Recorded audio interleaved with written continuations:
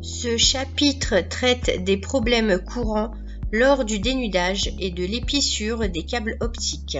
Problèmes courants liés à l'outil utilisé dans le dénudage des câbles. Il y a 6 parties principales. Nous commencerons par la première partie. Les outils et l'environnement ne sont pas correctement préparés. Le personnel de construction n'a pas posé les bandes colorées sur le sol pendant l'opération d'inversion du câble optique. En conséquence, la gaine extérieure du câble peut facilement être grattée par le gravier au sol.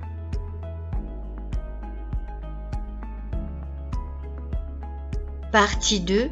Précaution d'épissure. Une mauvaise distinction des couleurs entraîne une mauvaise séquence des cœurs des fibres. Le personnel de construction suivant ne peut pas trouver la fibre optique ciblée. Mauvaise compétence opérationnelle. L'opérateur est incapable de comprendre le diagramme de distribution du cœur de fibre lorsque la fusionneuse est en panne. Si la fibre optique est trop grande ou si l'appareil photo ne peut pas effectuer de mise au point. Le fait de ne pas gérer la charge de travail retarde l'avancement des travaux. Problème courant de dénudage des câbles en fibre. La longueur de dénudage des câbles est trop longue ou trop courte, ce qui ne répond pas aux exigences de conception. Par exemple, la longueur requise pour le dénudage est de 1,2 m et le dénudage réel est de 0,6 ou 2 m, ce qui impacte l'opération d'épissure ou l'efficacité opérationnelle. Le personnel de construction n'est pas qualifié et n'utilise pas des outils professionnels. À l'aide d'un couteau utilitaire, dénuder le câble optique. La fibre optique à l'intérieur du câble optique est endommagée ou cassée en raison d'une force excessive.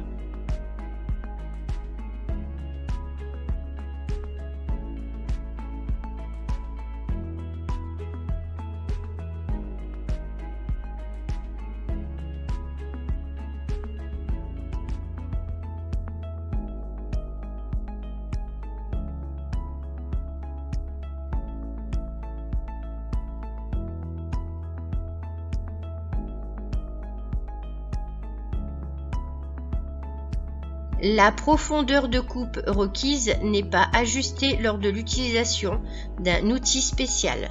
Provoque une coupe trop profonde de fibre optique.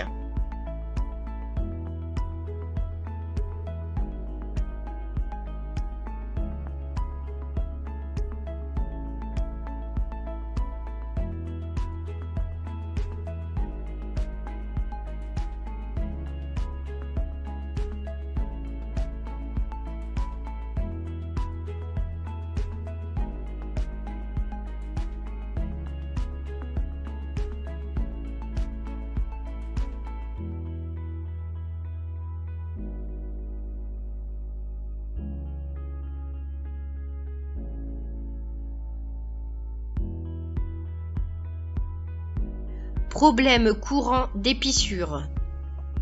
Utilisez une pince à dénuder pour enlever la protection de la fibre optique. Les fibres optiques sont coupées sans être nettoyées.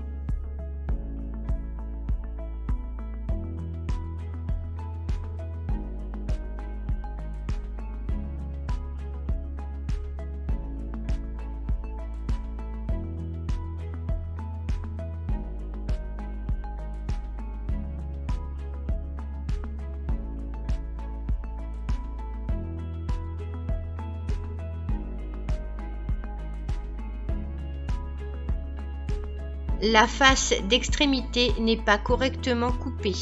La profondeur de la lame de coupe de fibre n'est pas ajustée ou la protection de fibre n'est pas complètement dénudée. La fibre n'est pas complètement coupée. Lorsque la fibre dénudée est coupée par un couteau, le diamètre des fibres dénudées ne correspond pas à la taille de la fente de coupe. Provoque une coupe inégale de la face d'extrémité de la fibre. Si l'angle de coupe est trop grand, l'extrémité de la fibre optique doit être coupée à nouveau. Le diamètre de la fibre dénudée ne correspond pas à la taille de la fente de l'outil de coupe. trompe. Les épissures ne sont pas correctes à cause de l'espace entre les deux fibres. Une fois l'extrémité de la fibre optique préparée, la face de la fibre entre en contact avec d'autres objets ou est recouverte de poussière pendant l'épissure. Des fissures apparaîtront à l'extrémité de la fibre optique. L'extrémité de la fibre optique doit être refaite, ce qui affecte la qualité de la connexion.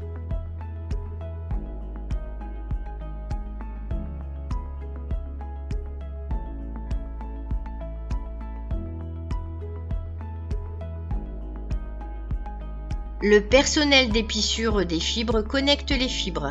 En utilisant différentes spécifications de diamètre de cœur et de protection, cela entraînera des pertes excessives au point d'épissure. Cela peut être causé par différents fabricants, différents lots de fibres optiques, différents diamètres de cœur et de gaine.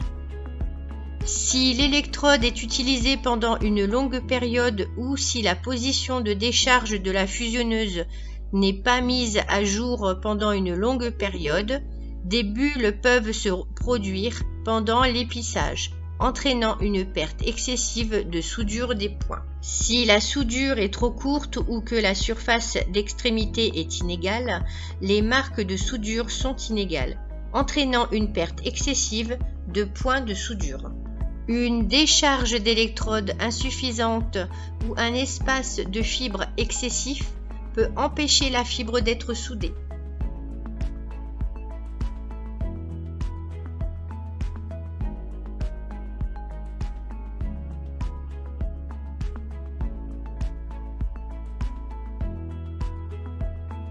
La fibre optique est cassée lorsque le boîtier étanche est ouvert.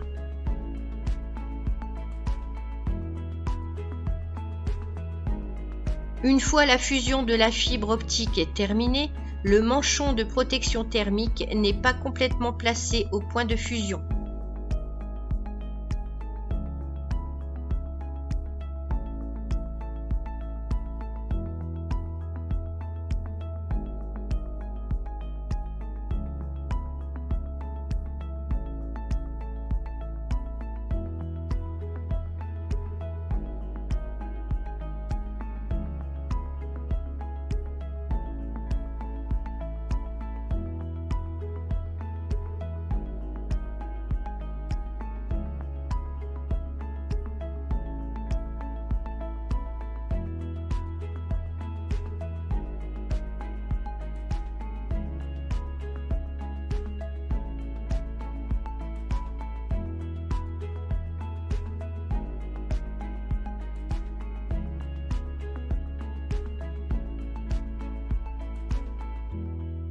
La fixation thermique ne protège pas le point de soudure.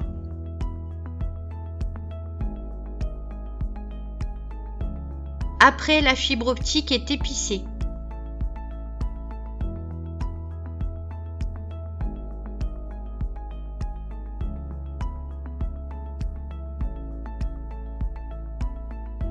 La protection d'épissure n'est pas placée correctement dans le four de chauffage où le temps de chauffage est insuffisant. Par conséquent, la protection d'épissure n'est pas complètement rétrécie, ce qui ne peut pas protéger le point de raccordement de la soudure. Les pigtails ne sont pas placés dans la bonne position ou le temps de chauffage est trop long lorsque la protection d'épissure est chauffée. Déformation de la gaine de protection extérieure. La protection d'épissure est tordue et fixée avant de placer le four de chauffage. La fibre dénudée n'est pas à l'état linéaire, ce qui entraîne une perte excessive de la jonction d'épissage. Une fois la protection d'épissure placée dans le four de chauffage, il ne rétrécit pas correctement. Ne la chauffez pas pour une deuxième fois.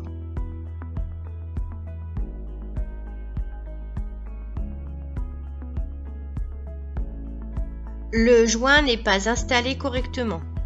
Le personnel de construction n'installe pas le joint selon le schéma de conception. En conséquence, la réception échoue. Les vis de fixation du boîtier de raccordement ne sont pas complètement serrées une fois la construction terminée. L'effet d'étanchéité du boîtier de raccordement n'est pas bon. L'étiquette n'est pas fixée conformément aux spécifications. Après avoir terminé la construction du boîtier de raccordement, le personnel de construction n'a pas accroché l'étiquette de câble au trou d'entrée du boîtier de raccordement. C'est tout pour ce chapitre. Merci.